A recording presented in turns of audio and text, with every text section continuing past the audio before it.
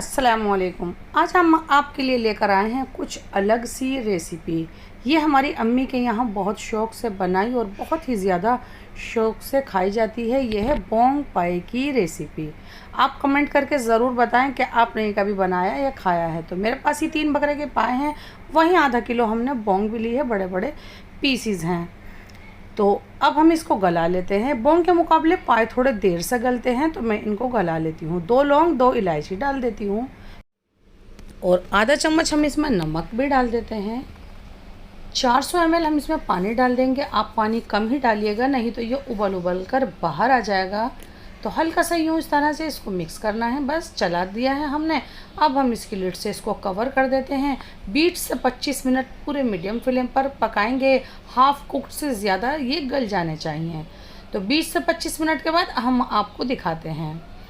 तो ये देखें, ये गल चुके हैं। पानी इस वक्त आपको ज़्यादा इसमें नहीं रखना है। और ये जो हमारे बोंग के पीसेस हैं, बड़े बड़े आधा किलो बोंग है, अब हम इसको इसमें डाल देते हैं और इसको भी इसी के साथ हमें थोड़ा गलाना होगा। बोंग का नमक अभी ही डालेंगे, हम पहले डाल देते हैं तो वो पाए कड़वे हो जाते हैं। और अब 300 ml हम इसमें पानी भी डाल देते हैं। इस वक्त थोड़ा ज़्यादा पानी भी डाल सकते हैं, क्योंकि ये स्टॉक हमारे बाद में काम आने वाला है।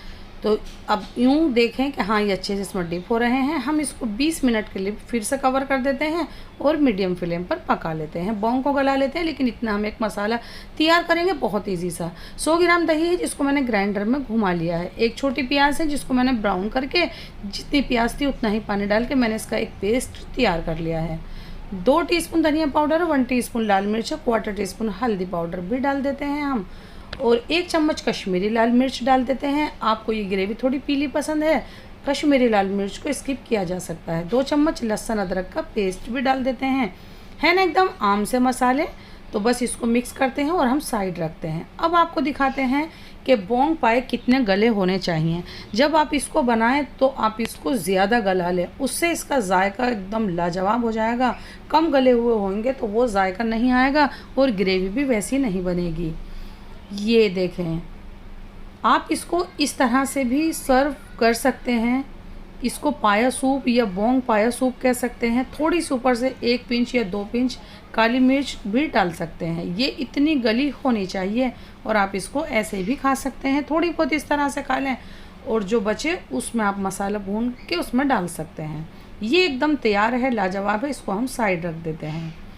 पाए भी बहुत अच्छे से गले होने चाहिए, तभी इसका जायका जो असली वाला आएगा।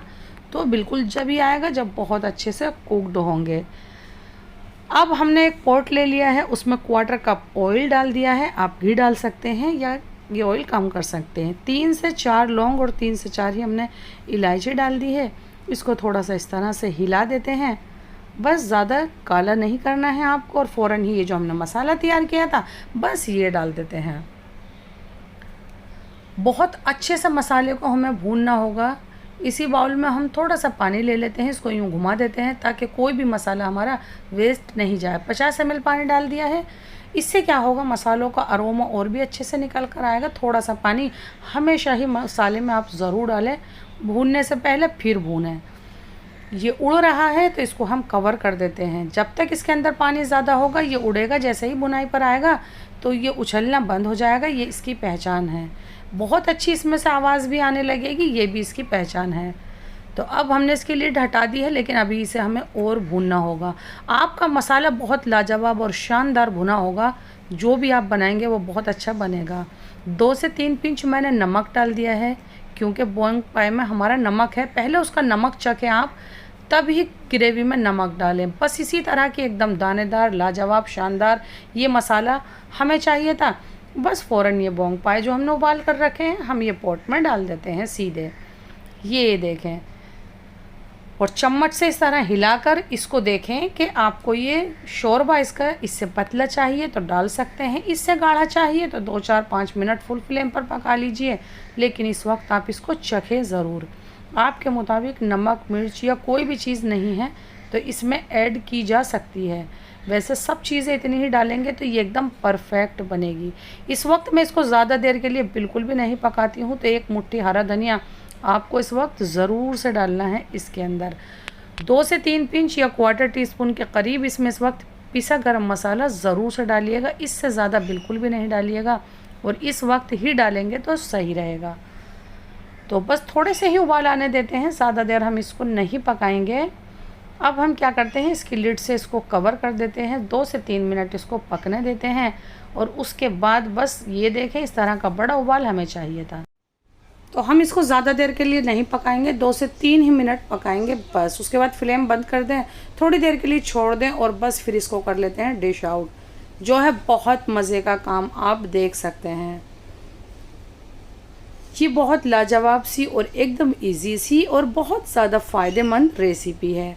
फ़र्क इतना है कि हमारी अम्मी के यहाँ जो ये बनाई जाती है तो वो बड़े के में बनाई जाती है, मैंने आपको ये बकरे के में दी है रेसिपी। आप कहेंगे उसमें ही चाहिए तो मैं वो भी आपको दे दूँगी। तो इसको हम निकाल लेते हैं बिल्कुल इस तरह से, बहुत अच्छे से गले, एकदम पतली ग्रेवी, बहुत कम मसाले जो अक्सर आपके किचन में होते ही हैं। इसी तरह की रेसिपी देखने के लिए हमारे चैनल को ज़रूर से सब्सक्राइब कीजिएगा। थोड़ा सा हरा धनिया, थोड़ी सी कटी अदरक चाहें तो इसके ऊपर डाल सकते हैं, नहीं तो इसको स्किप भी किया जा सकता है। इसका शोरबा ही बहुत ज़्यादा जायकेदार होता है। तो जल्दी से कमेंट करके बताएं कि आप इसको कब ट्राई कर रहे हैं। फिर से लेकर आते हैं आपके लिए एकदम न्यू रेसिपी इतने टाइम के लिए। अल्लाह हाफिज़।